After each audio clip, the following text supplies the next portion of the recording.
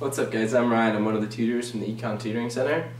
Today I'm going to go over an example of an excise tax with market supply, market demand, and kind of show the effects of putting a per unit tax on an excise tax would be a tax on the supplier. So remember that notation and language may vary by professor, so always check to confirm that the language that we're using is the same as your professor's.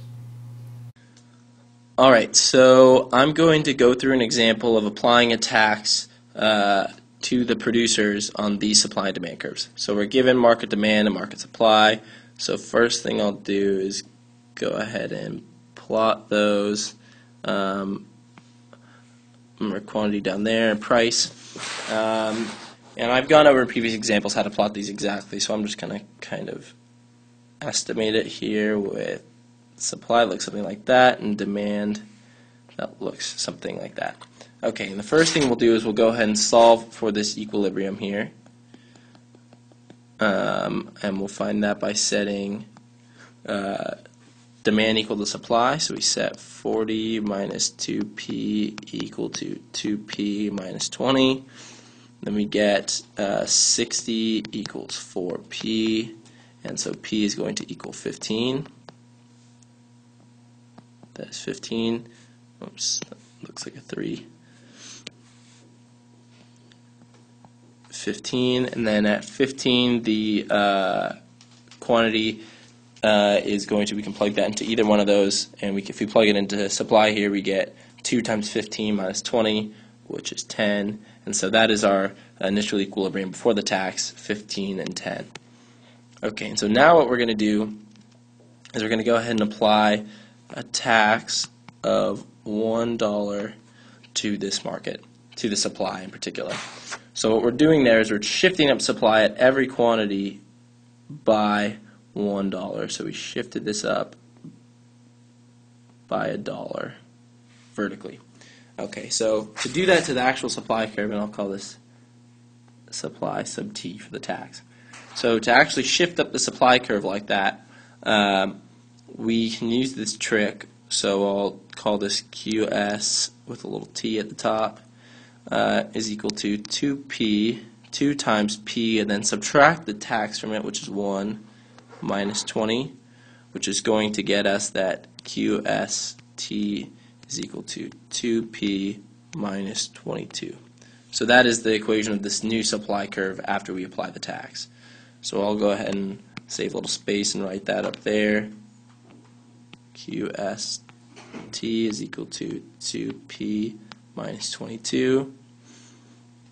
And what we just did there was shifted that curve up by 1 at every quantity. Okay, so now we can start to do some more interesting things now that we've applied this tax. So the first thing we'll do is solve for what the new equilibrium is after the tax is applied. Okay, so in this case we would just set the new supply equal to the same demand because that hasn't changed. So that's going to be 2p minus 22 equals 40 minus 2p, which is going to get us that 4p equals 62, which I think means that p equals 15.5. So this new p appears 15.5.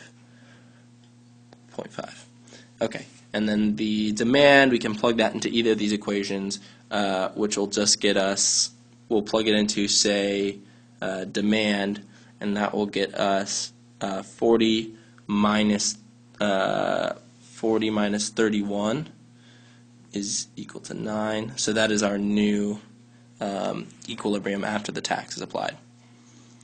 Okay, now what can we look at here? Well, first of all, we know what? Well, previously we had this red area up here was the consumer surplus, right? And the blue area down here was the producer surplus. And that was when we could produce 10 units. People were getting the full benefit out of 10 units. Well, now because of this tax, the number of units has been cut down to 9.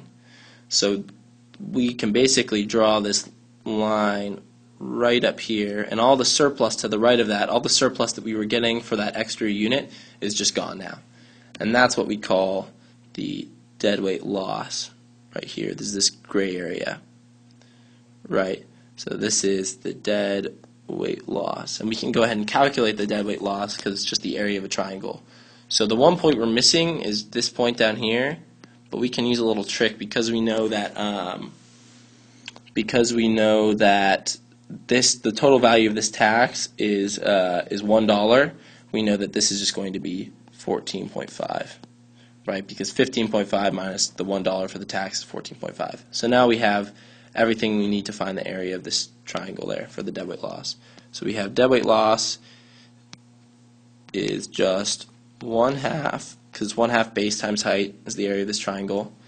The base is going to be 1. It's going to be 15.5 minus 14.5 times 1 also for the height. And so the dead weight loss is like 50 cents, if you want to think about it in terms of dollars, or 1/2 essentially, is the area of this triangle.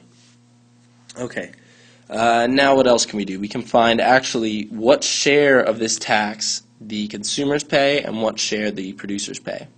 Okay, so remember, this was our 15 was our initial price, right? And now after the tax, consumers have to pay $15.50 for every unit.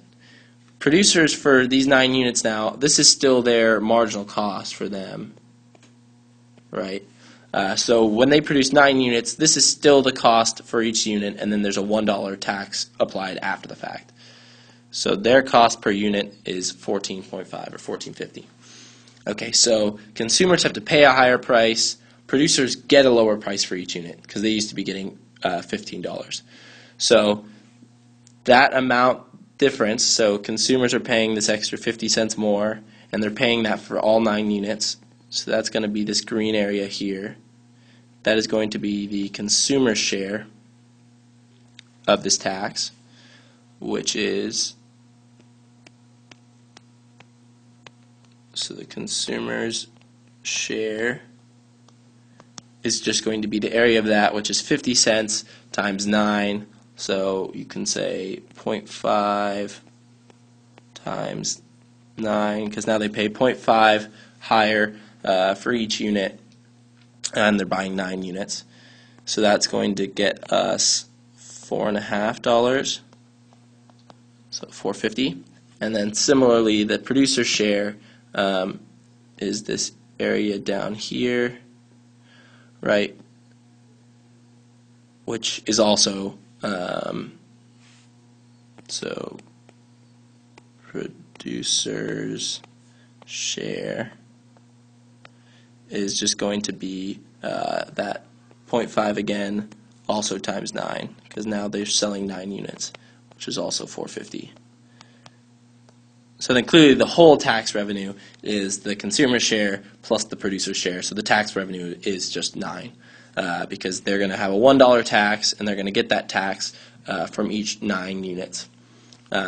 And so the last thing we can take a look at here is just kind of what the remaining producer surplus is, producer and consumer surplus is, which is just the remaining red area up here. So this is the remaining consumer surplus, and then this blue area down here is the remaining producer surplus. Okay, you can calculate those areas if you want to, but I will leave that to you. Alright, hopefully that gave you a better idea of what applying a tax to a supply curve might look like. I just dropped my pen, and I hope you have a nice day.